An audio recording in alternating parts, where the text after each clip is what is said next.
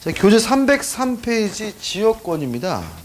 이게 중요한 부분은 아닌데 그래도 꼬박꼬박 한 문제씩은 출제하고 있어요. 그러니까 한 문제 정도 나온다 생각하시면 되고, 이 지역권에 대해서도 이 의의하고 뭐 성질 이 정도만 우리가 확실하게 정리하시면 되거든요.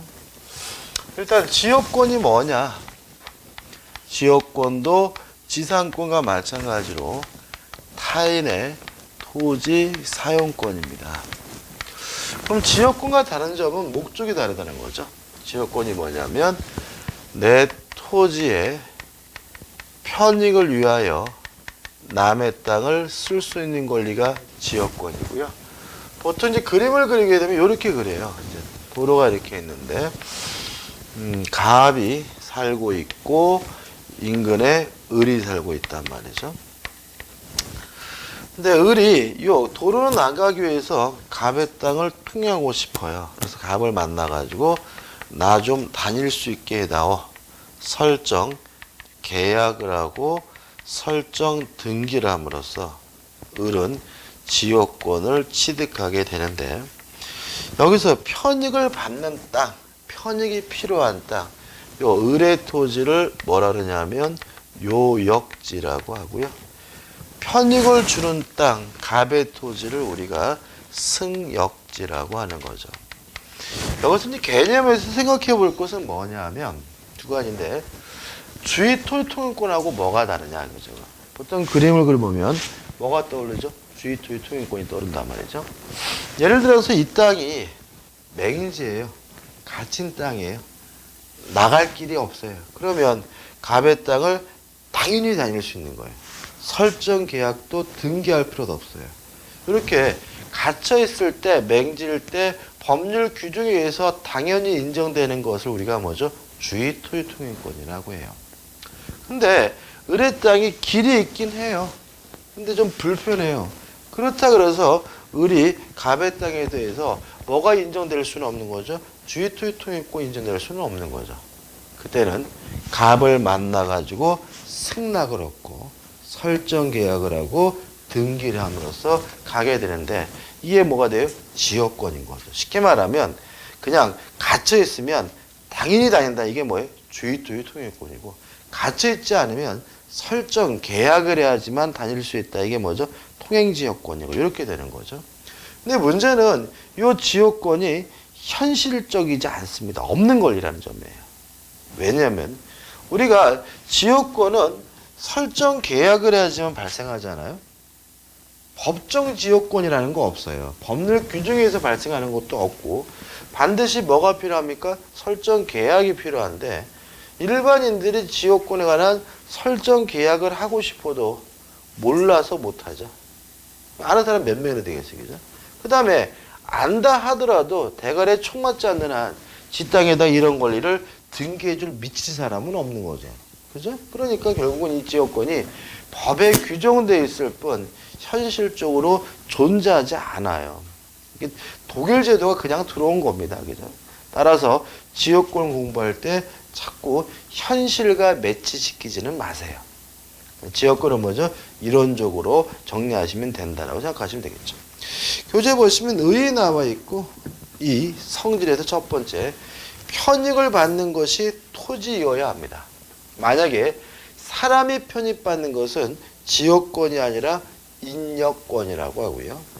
2번, 요역지는 한 필지 토지고 승역지는 일부라도 상관이 없습니다. 여기 보다시피 요 지역권이 설정됨으로써 편입받는 토지는 한 필지 전체예요. 그래서 요역지는 한 필지죠. 근데 편익을 주는 승역지는 뭐죠? 일부니까요. 3번, 지역권의 대상은 유상이든 무상이든 상관이 없고요. 4번, 지역권은 설정계약과 등기를 함으로써 발생하는데 존속기간에 대해서는 아무런 제한이 없습니다. 그래서 넘겨보시면 영구 무한으로도 설정하는 것이 가능하다는 것이 우리 통솔의 태도예요. 지역권의 특질에서 나와 있죠. 1. 비한정성. 편익에 제한이 없습니다. 지상권과의 차이점인데, 지상권은 어떻게 공부했냐면 건물 등을 소유하기 위해서 남의 땅을 쓸 수 있는 권리가 뭐죠? 지상권이죠. 그래서 지상권은 원칙적으로 건물 등의 소유자만이 가질 수가 있습니다. 그렇지만 지역권은 토지의 편익을 위하여 남의 땅을 쓸 수 있는 권리니까 이 토지로부터 편익이 필요한 사람이라면 소유자든 임차권자든 지상권자든 전세권자든 누구든 다 지역권을 가질 수 있는데 이걸 우리가 먼저 비한정성이라고 합니다. 그 다음에 비배타적이라는 말은 배타성이 없다는 말이죠. 다시 말하면 똑같은 토지에 똑같은 내용의 지역권이 존재할 수 있다는 거죠.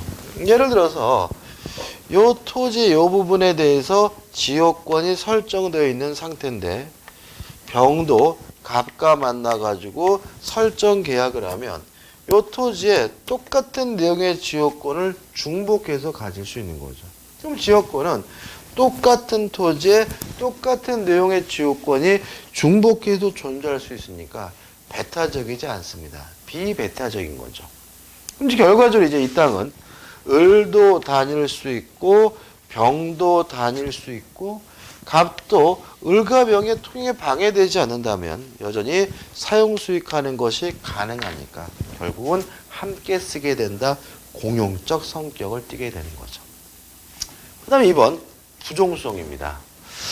자, 예를 들어서 을이 만약에 요 토지에 대해서 소유권이 있고요. 요 갑의 토지에 대해서 지역권이 있는 상태라면 물론 요역지상의 소유권이 주된 권리고요. 지역권은 뭐죠? 종된 권리겠죠. 따라서 요역지상의 소유권이 있어야지만 지역권이 필요한 거니까 을이 만약에 소유권을 상실한다면 지역권도 자동으로 소멸하게 돼요. 이게 뭐죠? 부종성인 거죠.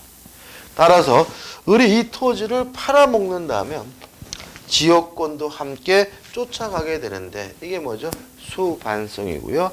그래서 결과적으로 지역권만 따로 띄어가지고 다른 사람에게 뭐 할 수는 없어요? 양도할 수는 없는 거죠. 그 다음에 이제 3번에서 불가분성이라는 말이 나오는데 이 지역권에서 말하는 불가분성은 다수 당사자 문제입니다. 이게 지문으로 잘 나와요. 잘 나오는데 이게 은근히 헷갈리거든요. 그래서 이렇게 기억하시면 돼요. 취득과 같은 긍정적인 것, 취득이나 소멸, 억제와 같은 긍정적인 것은 단독으로 한 사람만 하면 됩니다. 부정적인 거, 소멸이나 취득, 억제와 같은 부정적인 것은 전원이 함께 합니다. 솔직히 이게 지역권에만 그런 게 아니라요. 우리 민법에 전반적으로 흐르고 있는 대원칙이에요. 그래서 긍정적인 것은 1인, 한 사람이 하고요. 부정적인 것은 뭐죠? 전원이 합니다. 그죠? 생각해 보죠. 자, 이런 문제입니다. 자, 요 토지가요. 예를 들어서 을과 병 두 사람의 공유예요. 근데 을이 단독으로 혼자 만나서 갑과 설정 계약을 하고 등기를 함으로써 지역권을 취득했다면 을만 다닐 수 있는 것이 아니라 병도 다니는 거예요. 왜냐하면 취득과 같은 긍정적인 것은 둘 중에 아무나 한 사람만 하면 되는 거니까. 근데 지금 을과 병이 지역권을 가지고 있거든요. 근데 을이 나 지역권 안 쓰겠다라고 포기했다 그래서 병의 지역권이 소멸되는 건 아니에요. 을이 포기하더라도 병은 어떻게 해요? 다닐 수가 있는 거예요. 왜요? 소멸과 같은 부정적인 것은 뭐죠? 전원이 해야 되는 거니까요. 그래서 교재 내용을 이제 읽어보시는데 읽어보실 때 이걸 기억하시고 취득과 소멸 억제 같은 긍정적인 것은 한 사람이 소멸과 취득 억제 같은 부정적인 것은 전원이 이렇게 숙지하시고 내용 보시면서 아 이게 이런 내용이구나라고 느낌을 받으시면 충분합니다. 그다음 우측에 지역권에 취득해가지고 계약 등에 의해서 취득하는 것이 원칙입니다. 다만 시효로 취득할 수 있느냐가 문제가 되는데 왜 문제가 되냐면 취득 시효하려면 반드시 점유하고 20년이 지나야 되잖아요. 근데 지역권자는 뭐 하지 못해요? 점유를 못하는 권리죠. 따라서 우리 민법은 점유 대신 계속되고 표현된 경우에만 취득 수요할 수 있다라고 규정하고 있습니다. 다시 말하면 지역권은 점유하지 못하는 권리니까 뭘 해야지요? 점유를 해야 어떻게 해요? 계속되고 표현돼야지만 취득 수요할 수가 있는 거죠. 그럼 여기서 문제가 되는 것은 계속되고 표현되려면 어떻게 하냐? 이 문제에 대해서 우리 판례는 통로 개설을 요구하고 있습니다. 다시 말하면 단순히 다니고 있는 것만으로는 부족하고요. 뭘 만들어야지만요? 통로를 만들어 놔야지만 그 통로가 계속되고 표현된 상태에서 몇 년이 지나야지만요? 20년이 지나야지만 취득 수요할 수 있다라고 판시하고 있음을 주의하시면 되겠죠. 그다음에 넘기셔가지고 판례가 같은 취지고 지역권의 종류는 안 읽어보셔도 돼요. 왜냐하면 없는 권리니까요. 그 다음에 지역권에 효력해서 1번 승역지 이용권이 나와 있고 2번 용소지역권이 나오는데 용소지역권도 안 읽어보면 돼요. 우측에 메뉴 보시면 지역권에 기한 물권자 청구권인데 주의하실 점은 반환 청구권은 없다는 거죠. 왜요? 지역권자는 스스로 뭐하지 못하는 권리예요? 점유하지 못하는 권리니까 지역권에 기한 반환 청구권 인정되지 않고요. 4번 승역지 소유자의 의무가 나오는데 일단 냅두면 돼요. 다시 말하면 갑이 을을 위해서 적극적으로 뭔가를 해줘야 되는 것은 아니고요. 그냥 냅두면 되는 것이 원칙인데 만약 예외적으로 특별히 갑이 을에게 무슨 의무를 부담하기로 약속했다면 계속해서 그 의무를 부담해야 되고요. 그게 싫으면 위기함으로써 자신의 소유권이 소멸되는 대신 자신의 의무를 면할 수가 있습니다. 이게 소멸드리면 이게 올해 작년에 나왔더라고요. 나왔는데 생각해볼까요? 이런 거예요. 재밌습니다. 이게. 자, 도로가 있고요. 길이 있고 갑이 살고 있고 을이 살고 있는데요. 어느 을이 와가지고 아이고 안녕하세요. 저 여기 좀 다니면 안 될까요? 라고 하길래 갑이 보니까 을이 끝내주는 미인이에요. 한 입을 한단 말이죠. 그래서 갑이 뭐라고 했냐면 다니기만 하겠습니까? 제가 매일 아침마다 쓸어드리고 해 뜨면 해 가리게 만들어주고 비 내리면 비 가리게 만들어드리겠습니다라고 약속을 했어요. 그래서 을이 이제 이쁘니까 어떻게 기분 좋게 했는데 을이 이사 가고 털복숭이 병이 이사 왔어요. 그래도 해야 돼요. 해야 돼요. 그래서 갑이 어떻게 해요? 을이 있을 때는 행복했는데 병이 있을 때는 아주 미치겠단 말이죠. 그래서 못 살겠어요. 그래서 정한테 땅을 팔아먹었어요. 정도 그 짓을 계속 해야 돼요. 왜 그러냐면 우리 지금 뭘 공부하고 있냐면 물권을 공부하고 있거든요. 그러니까 물권은 물건에 대한 권리지 사람에 대한 권리가 아니에요. 그래서 사람이 바뀌더라도 계속 그 물권의 효과는 뭐죠? 유지가 되는 거예요. 그래서 요 정도 계속 뭐예요? 그 짓을 해야 되는데 하기 싫다면 정이 요 부분에 대한 소유권을 위기함으로써 그 의무를 면할 수가 있는데 위기라는 말은 뭐냐면요. 이런 의미입니다. 자, 만약에 예를 들어서 소유권을 포기하게 되면 무주의 부동산이 돼가지고 누구 거가 돼요? 국가 거가 되잖아요. 그죠? 무작정 포기하면. 그래서 포기하면서 국가 소유가 되지 않기 위해서 특별히 받을 사람을 정할 수가 있는데 이걸 우리가 뭐라냐면 위기라고 해요. 위기가 뭐라고요? 포기하면서 받을 사람을 정해서 하는 포기를 뭐라 그래요? 위기라고 하고 위기라는 개념이 필요한 이유는 뭐라고요? 무주의 부동산은 누구 거가 되기 때문에 국가 거가 되기 때문에 그러면 위기를 하게 되면 이 부분에 대한 소유권 누구한테요? 을로 넘어가게 되고 병으로 넘어가게 되고 정은 계속 그 짓 안 해도 됩니다. 한번 읽어보시고 지역권의 소멸에 특별한 건 없습니다. 한번 보시고 하단에 특수지역권 해가지고 마을 사람들이 주민이 뒷동산에 가가지고 뭐 야생물 채취하고 뭐 꼴도 베고 염소 키우고 이런 권리를 특수 지역권이라고 규정하고 있는데 넘겨보시면 한 가지만 기억하시면 되는데 특수 지역권은 지역권이 아니라 인용권이다. 그죠? 왜냐하면 나무를 자르고 토사를 채취하고 야생동물을 잡고 뭐 염소를 키우는 것은 누굴 위한 거예요? 토지의 편익을 위한 것이 아니라 사람의 편익이기 때문에 이것은 지역권이 아니라 뭐죠?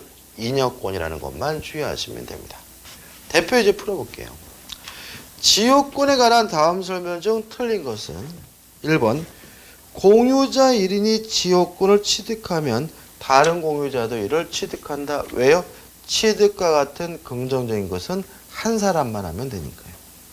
2번 지역권은 요역지 소유권에 부정하여 이전하지만 이를 요역지와 분리하여 양도하는 것은 가능하다. X죠. 지역권은 독립된 권리가 아니라 종된 권리이기 때문에 지역권만 따로 분리해서 뭐 할 수 없죠? 양도할 수는 없죠. 답은 2번이죠. 3번 지역권자에게 방해 제거 청구권과 방해 예방 청구권은 인정되지만 반환 청구권은 인정되지 않는다. 맞죠? 왜요? 지역권자는 스스로 뭐하지 못하는 권리죠? 점유하지 못하는 권리니까요. 4번 요역지가 수인의 공인 경우에 그 1인에 의한 지역권의 소멸시효 중단이에요. 그러니까 소멸시효를 중단하는 것은 소멸을 억제하는 거죠. 그죠? 소멸을 막는 거니까 긍정적인 것이고 한 사람만 하면 되니까 1인에 의한 지역권 소멸시효 중단은 다른 공유자를 위하여 효력이 있다는 질문은 맞는 질문이죠. 5번 점유로 인한 지역권 취득기간의 중단. 취득기간의 중단이라는 말은 취득을 억제하는 거죠. 부정적인 거죠. 따라서 이것은 뭐예요? 전원이 해야 되는 거니까 지역권을 행사하는 모든 공유자에 대한 사유가 아니면 그 효력이 없다라는 질문도 뭐죠? 맞는 질문이 되겠죠. 자, 이제 우측에 이제 뭐로 들어가냐면 전세권으로 들어갑니다. 우리가 이제 공부를 하다 보면 우리가 공인중개사 시험이니까 전세권이 굉장히 시험 문제가 많이 나올 것처럼 착각하시게 되는데 그거는 아니에요. 전세권도 한 문제 정도 출제가 되고요. 실제로 전세권 공부할 때 임차권과 다른 점 좀 주의하시기 바라고 좀 조심할 점은 몇 가지만 주의하시면 돼요. 자, 일단 전세권이 뭐냐부터 생각해 보면요. 전세권이란 전세금을 지급하고 목적 부동산을 용도에 쫓아 사용하고 수익할 수 있는 권리가 전세권입니다. 자, 문제가 되는 것은 요 지급한 전세권을 어차피 반환받아야 되고요. 반환받기 위해서 전세권자는 경매할 수 있다. 경매권이 있고요. 또 경매대금에서 우선 변제받을 수가 있습니다. 자, 그럼 이렇게 되는 거죠. 목적 부동산을 용도에 쫓아 사용 수익한다는 점은 당연히 이 전세권은 뭐죠? 용익물권인 거죠. 다만 경매할 수 있고 뭐 받을 수 있어요? 우선 변제받을 수 있다는 말은 전세권은 뭐이기도 하다는 거죠? 담보물권이기도 한 거죠. 전세권은 특이하게도 용익물권인데도 불구하고 담보물권입니다. 일단 기억하시고 그 다음 중요한 것은 전세권은 물권이죠. 자, 우리 물권 변동이 있어서 형식주의를 취하기 때문에 전세권을 취득하려면 반드시 전세권에 관한 설정 등기가 필요한 거죠.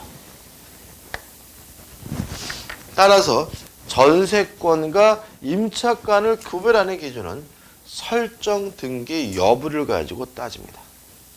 아무리 전세 계약을 하고요. 전세금을 지급하더라도 설정 등기를 안 했다면 전세권을 취득할 수 없어요. 그럼 뭐가 돼요? 임차권이 되고요.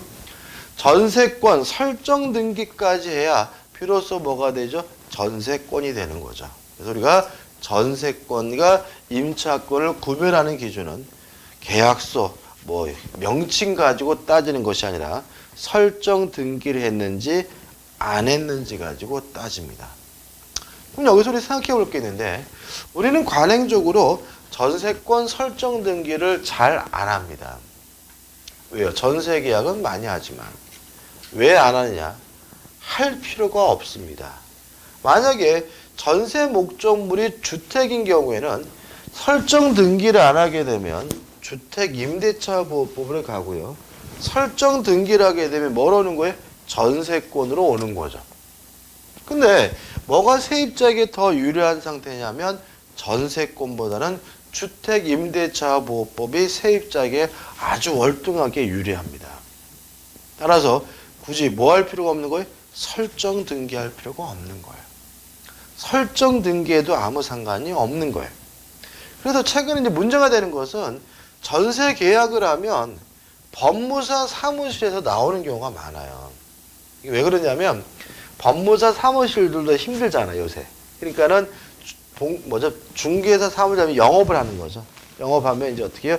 중개업자가 계약하는 날 전화를 줘요. 오늘 계약합니다. 그럼 어떻게 와가지고 꼬셔가지고 설정 등기하라고 막 꼬셔요. 왜요? 그래야 등기 수수료를 좀 챙기니까 하지 마셔야 돼. 하면 뭐라고 합니까? 전세권으로 오는데 세입자에게 굳이 유리하지 않아요. 근데 보통 하겠다는 분도 가끔 만나게 되는데 어떤 말씀을 하시냐면 이게 틀린 말인데 전세권 설정 등기를 해야 안전합니다. 안전하게 전세금을 돌려받을 수 있습니다라고 우기는 분들이 가끔 생겨요. 그러면 그분도 설정 등기를 하는 이유가 전세 목적물을 사용 수익하기 위해서 설정 등기하는 게 아니라 전세금을 안전하게 반환받기 위해서 설정 등기한다는 거죠. 따라서 전세권은 현재 용익 물권적 가치는 없는 상태입니다. 제로. 그래서 실제로 전세권이 뭐로 주로 쓰이고 있냐면 담보물권으로 주로 쓰이고 있다는 거 좀 주의하시기 바랍니다. 그래서 전세권은 용익 물권이지만 담보물권이다. 물론 맞는 말이에요. 다만 실무적으로는 주로 무엇으로요? 담보물권으로서 쓰이고 용익물권은 거의 쓰이고 있지 않다는 거 좀 주의하시기 바랍니다. 교재 보시면 의에 나와 있고요. 법적 성질을 보시는데 넘겨보시면 핵심 판례 가지고 나와 있는데, 자, 전세금은 반드시 지급해야 돼요. 꼭 현금이어야 되느냐? 기존의 채권으로 가름하는 것이 가능하다는 얘기입니다. 다시 말하면 제가 친구한테 1억 원을 빌려줬는데 돈을 안 갚기에 네 아파트에다가 전세권 설정 등기다 라고 요구하는 건 뭐죠? 가능하고요. 그럼 전세금은 제가 빌려준 기존의 채권으로 뭐 하게 되는 거죠? 대신하게 되는 거죠. 물론 유예요. 근데 문제는 이런 식으로 전세권 설정을 하게 되면 저는 그 집에서 안 살죠. 사용 수익화하지 않죠. 점유하지 않죠. 그래도 그 전세권 등기는 유효한 거예요. 왜냐하면 전세권은 더 이상 용익 물권이 아니라 뭐죠? 담보 물권이기 때문에. 그래서 주된 목적이 담보인 경우 무효다. X. 전세권자가 사용 수익하지 않으면 무효다. X. 전세권은 뭐라고요? 담보 물권임을 주의하시기 바랍니다. 3번 용익 물권성 나와 있고 담보 물권성 나와 있고 핵심 판례에서 나와 있는데 이 핵심 판례를 좀 생각을 좀 해봐야 되는데요. 이런 문제입니다. 자, 을이 갑에게요. 전세금을 줬어요. 그러면 을은 갑에게 전세금을 반환해 달라고 할 수 있는 전세금 반환 채권을 갖겠죠. 이 채권이 갑의 부동산에 설정된 전세권이 마치 저당권과 같은 담보 물권적 성질을 띈다는 거죠. 그래서 여기서 역전현상이 벌어지는데 오히려 전세금 반환 채권이 주된 권리고요. 전세권은 뭐가 되냐면 종된 권리가 됩니다. 왜요? 전세권은 뭐기 때문에? 담보물권이기 때문에. 따라서 채권이 양도가 되면 전세권은 뭐예요? 쫓아가고요. 채권이 소멸되면 전세권도 뭐가 돼요? 소멸돼요. 왜요? 부종성, 수반성 때문에. 따라서 전세금 반환 채권만 따로 분리해서 뭐 할 수 없는 거예요? 양도할 수가 없는 거예요. 왜요?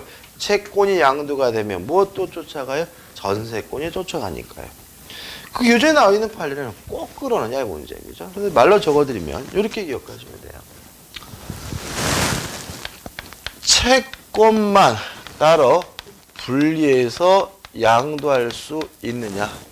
첫째, 원칙 안 된다. 왜냐하면 전세권도 담보물권이고 부종성, 수반성이 있기 때문에 채권이 양도가 되면 전세권도 쫓아가기 때문에 전세금 반환 채권만 원칙적으로 분리해서 양도할 수는 없는 거예요. 그러면 판례입니다. 항상 그러느냐? 아니다. 예외적으로 가능한 경우도 있다. 첫째, 전세권이 소멸된 후입니다. 전세권이 이미 소멸이 됐어요. 소멸이 됐다면 어차피 뭐밖에 없어요? 채권밖에 없으니까 이때는 채권만 양도하는 것도 어떻게 가능하다는 취지고요. 두 번째, 전세권이 소멸하기 전입니다.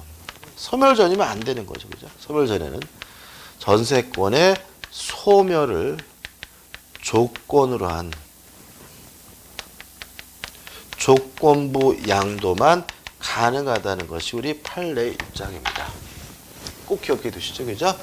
자, 전세금 반환 채권만 따로 분리해서 양도할 수가 없습니다. 왜요? 부종성, 수반성 때문에.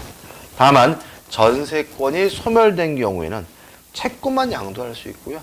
아직 소멸되기 전이라면 소멸을 조건으로 한 조건부 양도는 가능하다 정도만 기억하시면 됩니다. 우측에 임차권과 비교는 나중에 정리할 때 보시기 바라고, 넘겨보시면 전세권의 취득이 난다 한번 보시면 되겠죠. 설정 계약과 전세금을 지급하고 설정 등기를 해야 성립하게 되고요. 그 다음 5번 전세권의 존속 기간이 나오는데 여기서 좀 조심할 점이 있어요. 대단히 뭐죠? 중요하게 되는데, 우리가 전세권 공부할 때는 임차권보다 불리한 부분에 집중해야 돼요. 왜 그러냐면 이 민법은 참 묘한 게 있는데 상식적인 것과 배치되는 부분에 시험을 내는 거예요. 그러니까 우리가 알고 있던, 공부하기 전에 알고 있던 상식은 물권은 왠지 좋은 거, 채권은 왠지 뭐죠? 후진 거. 그러다 보니까 자꾸 임차권은 후진 권리고 전세권은 좋은 권리라는 뭐죠? 착각에 빠져 계시는 분들이 많아요. 그래서 오히려 물권자인 전세권이 임차인보다 더 불리한 부분은 집중해서 뭐 하셔야 돼요? 신경을 쓰시고 공부를 하셔야 되는 거죠. 그래서 첫 번째 존속기간이 나오는데 이 존속기간이 잘 나옵니다. 일단 최장 존속기간입니다. 전세권은 아무리 길어도요 10년을 초과할 수가 없습니다. 이렇게 두시고, 그 다음 문제가 되는 것이 이제 최단 기간이죠. 최단 존속 기간인데 원칙적으로 보장하지 않습니다. 전세권의 최단 기간은 뭐 하지 않습니까? 보장하지 않습니다. 잘 냅니다. 왜요? 주택임대차는 2년을 보장하는데, 그죠? 우리 주택임대차보호법은 2년을 보장하는데 전세권은 최단 기간을 전혀 보장하지 않는다는 말이 자꾸 이게 뭐 틀린 것 같으니까 내용이죠.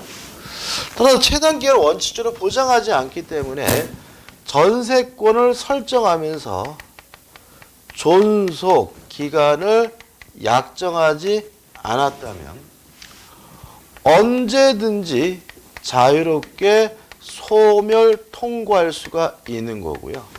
만약에 소멸 통고하게 되면 바로 소멸하는 것은 아니고 6개월이 경과하면 전세권이 소멸되게 됩니다. 자, 이런 얘기죠. 오늘 설정 계약을 하고 오늘 등기해주고 약정이 없다면 내일 나가라 그래도 뭐예요? 상관이 없는 거예요. 왜요? 최단 기간을 뭐 하지 않습니까? 보장하지 않는 게 원칙이니까. 꼭 기억해 두셔야 되겠죠? 자, 근데 문제가 좀 있어요. 우리 교재 보시면 1번 존속기간 해가지고 양갈 1번 해가지고 설정 행위로 정하는 경우에서 후반 보시면 즉 건물 전세권의 존속기간을 1년 미만으로 정한 때는 이를 1년으로 한다 해가지고 312조 2항이 나와요. 그럼 이것 때문에 이제 우리가 전세권은 원칙적으로 1년이 보장되는구나 라고 착각하시는 거죠. 이거는 원칙이 아니라 뭐예요? 예외예요. 자, 왜 예외냐면 요거는 뭐에 대해서만요? 건물에 대해서만 인정되는 거죠.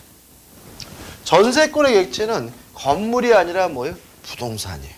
토지일 수도 있고 뭐일 수도 있어요? 건물일 수도 있고요.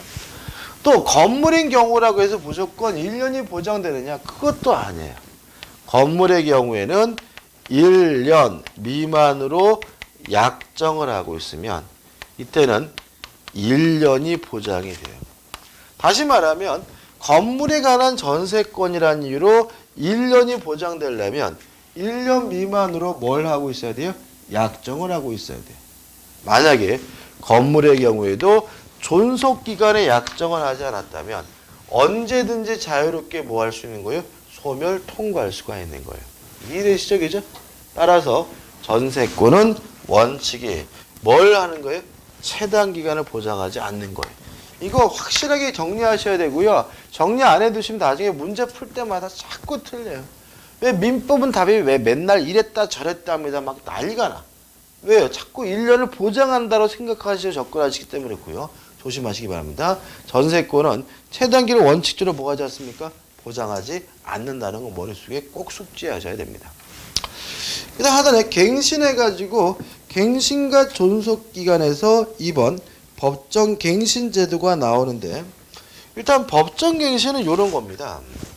이것도 좀 정리를 해보면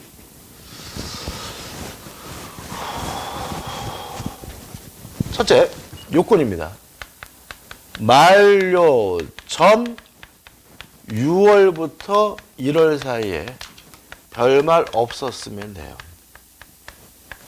다시 말하면 만료 전 6월부터 1월 사이에 나가라 또는 나가겠다라는 특별한 의사표시가 없었으면 그때는 자동으로 갱신되는데 이게 뭐예요?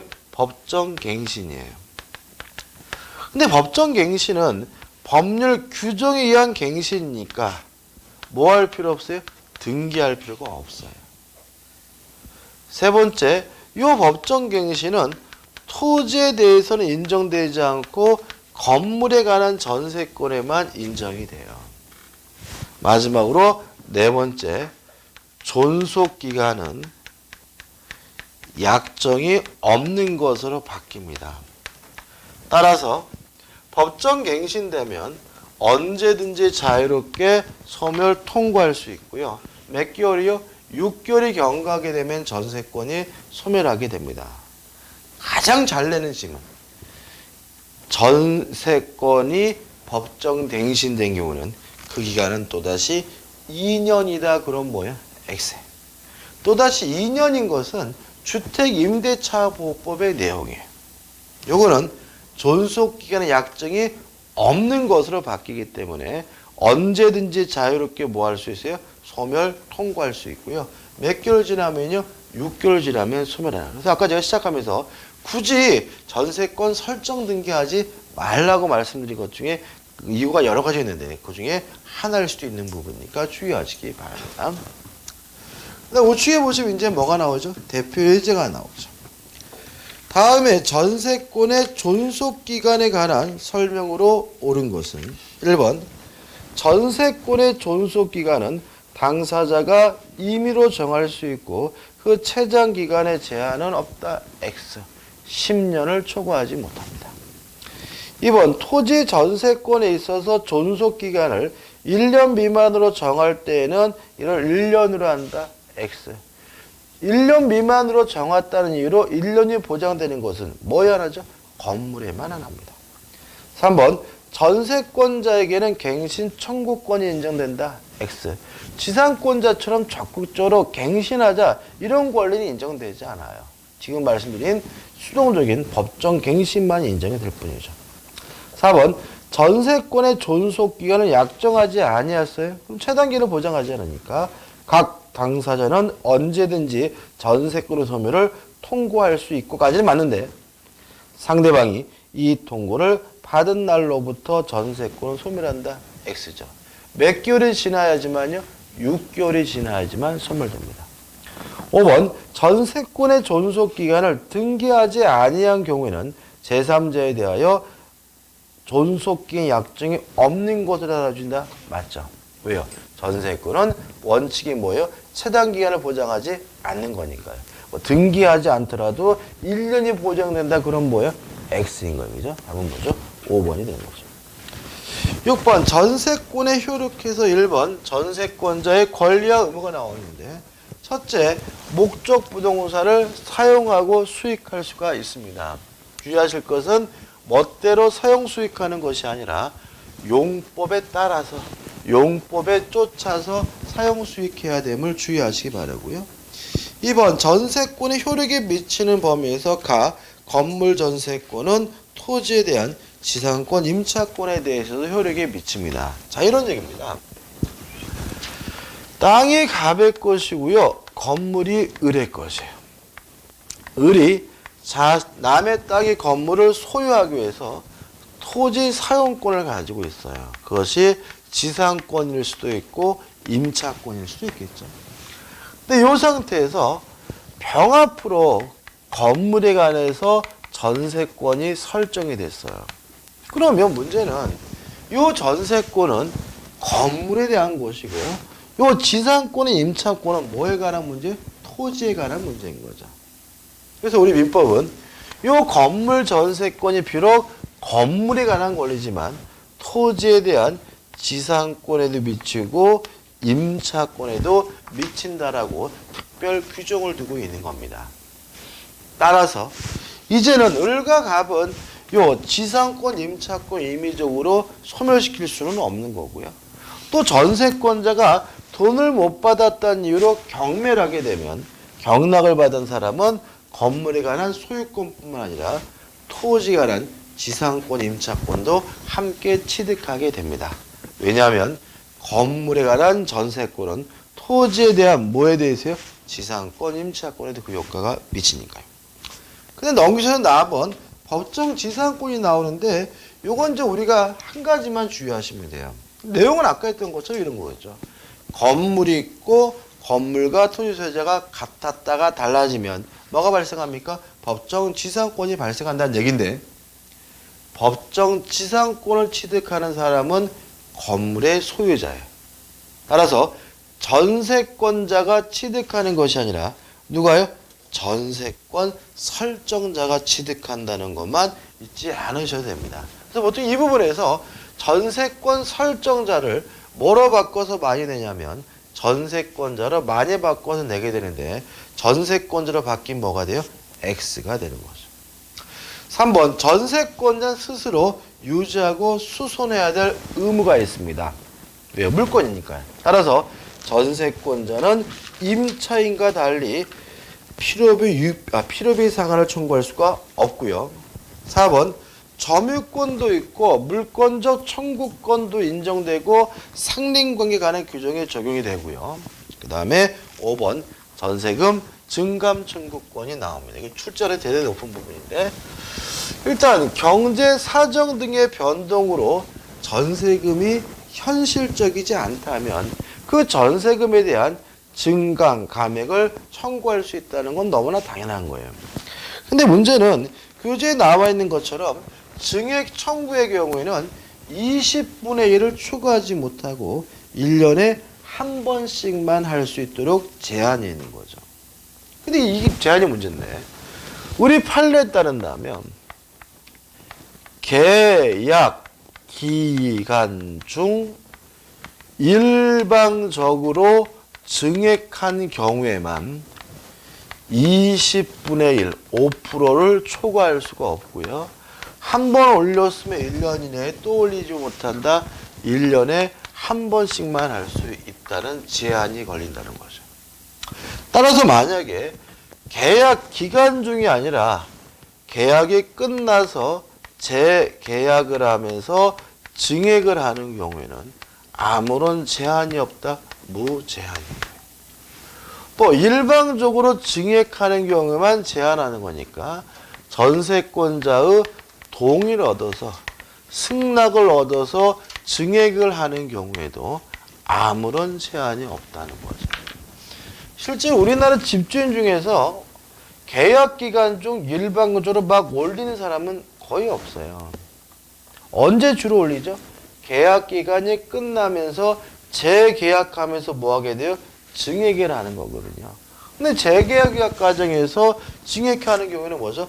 아무런 제한이 없으니까 20%를 올리든 30%를 올리든 전혀 상관이 없죠. 제가 지금 분당에 사는데 분당 같은 경우 한 2년 동안 한 40% 오른 것 같은데요. 전세금이 어마어마합니다. 그래가지고 뭐 예를 들어가지고 2억짜리다 그러면 재계약하려고 그러면 대충 한 2억 5천 이상은 달라는 것 같은데 2억 6천 뭐 이렇게. 근데 문제는 뭐죠? 뭐 예를 들어가지고 2년 만에 6천 모으는 집이 별로 없잖아요. 그러면 어떻게 해야 돼 결국은? 또 대출 받아야 되잖아요. 그죠? 대출 받아서 어떻게 올려준단 말이죠. 그럼 결국 이게 뭐예요? 겉은 전세지만 실질은 뭐죠? 월세죠. 이자 내야 되잖아요. 근데 실제로 은행에서 대출 받는 게 진짜 무서운 겁니다. 왜냐하면 월세면 한 2달 안 내도 집주인이 전화 가지고 막 그러면 아이고 죄송해요 빨리 할게 이러면 되는데 대출은 늦으면 그냥 바로 뭐로 빠져요? 신용불량자로 들어가거든요. 그러니까 실제로 이게 뭐냐면은 그냥 이게 뭐 이상해졌어 아무튼 우리나라가 뭔가가. 그러니까 겉보기 그러니까 월세도 많이 늘어날 뿐만 아니라 월세가 아닌 순수한 전세라 하더라도 이게 뭐 편한 전세는 아니라는 거. 다 지금 뭐예요? 전세자금 대출을 받고 있는 상태이기 때문에 그죠? 저는 개인적으로 전세자금 대출은 진짜 안전하거든요. 왜 안전하면 안 갚으면 전세금에서 은행에 가져가면 되잖아요. 집주인한테 뭐죠? 내용증명 한 방이면 뭐죠? 해결되는 문제거든요. 그죠? 그런데도 이자를 받는 것도 좀 이상하고 아무튼 마음에 안 들고 그러다 보니까 이게 지금 어떤 일이 발생하고 있냐면 이게 이 규정이 세입자를 보호하는 게 아니라 집주인을 보호하는 규정이 돼버려요. 자 보세요. 계약 기간 중 일방적으로 증액하는 경우에는 20분의 1을 초과하지 못하고 1년에 한 번씩만 한다는 말은 거꾸로 말하면 20분의 1이 몇 프로? 5%잖아요. 그죠? 5%씩은 매년 1년마다 올릴 수 있다는 뜻이 되잖아요. 그것도 어떻게 해요? 일방적으로. 그러다 보니까 최근에 또 어떻게 해요? 사무실 같은 거.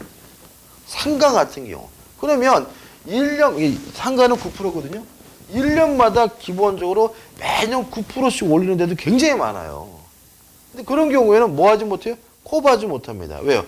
법적으로 일방적으로 뭐 하도록 해요? 증액할 수 있도록 보장해주고 있거든요. 그래서 저는 이런 거 보면 굉장히 불쾌해요. 뭐냐면은 차라리 그냥 있는 사람을 도와준다고 법을 만드는 게 아니라 이 그 같은 놈들은 뭐예요?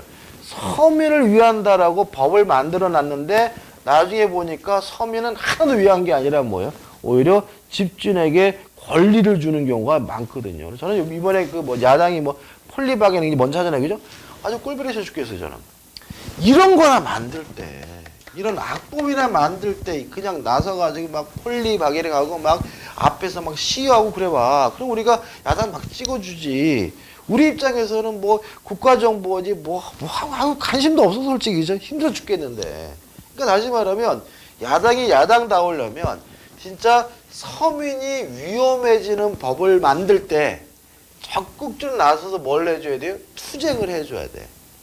그래야 그 야당을 우리가 찍어주는 건데 그냥 말만 입이 번지르게 하면서 이딴 쓸데없는 법이나 만들어 놓고 앉았고 그죠? 그 자식 놈들이 그죠? 근데 다 대갈등에 총 맞아서 뒤질 때 아무튼 그리고 뭐 우리하고 상관도 없는데 뭐 어쩌고저쩌고니 뭐 정보니 어떻고 저쩌고 아우 그리고 이제 그죠? 그런 거 가지고 그냥 뭐 맨날 앉아 떠들고 그죠? 뭐 아우 그냥 이런 거 보면 아주 화딱지나 그냥 상가 건물 임대차법 같은 것도요 다 폐지시켜 버려야 돼 그런 법은. 그건 완전히 악법입니다 악법. 이런 법 만들 때는 아무 소리 안 하고 있다가 정작 진짜 서민들이 뭐죠? 고통받을 수밖에 없는 법을 만들 때는 아무 소리 안 하고 있다가 저 이상하게 무슨 지들 휴대폰 도청할까봐 걱정되나 가지고 그냥 난리 박아질 수 있으니까 그냥 꼴배셔 죽겠어요. 그죠? 우리 같은 데는 휴대폰 도청하겠습니까? 지들이 걱정돼서 그러는 거 아니에요, 그죠? 지들이. 그러니까 지하고 뭔가 조금이라도 연관이 있으면 그냥 난리 박아지시고 서민들하고 연관 있는 일은 전혀 신경도 안 쓰고. 그러니까 맨날 우리 제가 봤을 때는 정권이 바뀌어야 돼요. 왜 바뀌냐면 이런 거잖아요. 그러니까 어떤 정치가 이루어졌는데 그 정치로 인해서 서민들이 힘들어졌어요. 그럼 정권이 바뀌어야죠. 그런 것이 반복이 돼야 유정자들이 우리는 열심히 해야 되겠구나. 우리가 잘못하면 뭐죠? 정권에서 쫓겨날 수도 있구나라는 걸 알게 되는데 이렇게 계속해서 정치가 이렇게 별로 깔끔하지도 않고 서민들이 편하지도 않은데 계속 어떻게 정권이 안 바뀌고 한정당이 계속 유지가 된다면요. 이게 뭐로 가는 거예요? 독재로 가는 거거든요. 이게 진짜로. 그러니까 이번에 진짜 바꿔줘야 돼요. 진짜 바꿔줘야 돼. 근데 문제는 근데 문제는 뭐냐면 그 바꿔줘야 되는데 그 상대방 권력인 야당도 또라이라는 거죠. 그죠? 그러니까 이게 문제가. 그러니까 이제는 뭐 어떻게 되는 거예요? 찍을 데가 없다라는 이상한 상태로 가는 거예요. 그러니까 야당이 올바르고 야당이 똑바로 행동한다면 이번 대선의 총선에 무조건 승리할 수밖에 없는 상황이잖아요. 얼마나 우리가 힘들어, 그죠?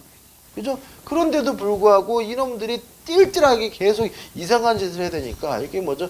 정권도 바뀌지 않은 거죠. 그래서 만약 이번에 정권이 안 바뀌면 그 위정자들 대통령 후보 다 자살해야 돼요, 진짜. 이거 잘못돼 보면 큰 문제. 그러니까 일단 독재, 일본 같은 경우는 자민당이 엄청 오래 했거든요, 그죠? 그죠? 15년간 했잖아요, 그죠? 그게 뭐예요? 독재지, 따지고 보면. 그죠? 독재잖아요, 그죠? 그러니 우리나라도 또 벌어질 수 있어요. 이번에 안 바뀌면 우리나라 15년이잖아요. 벌써 10년째인데, 그죠? 아무튼, 갑자기 열받네.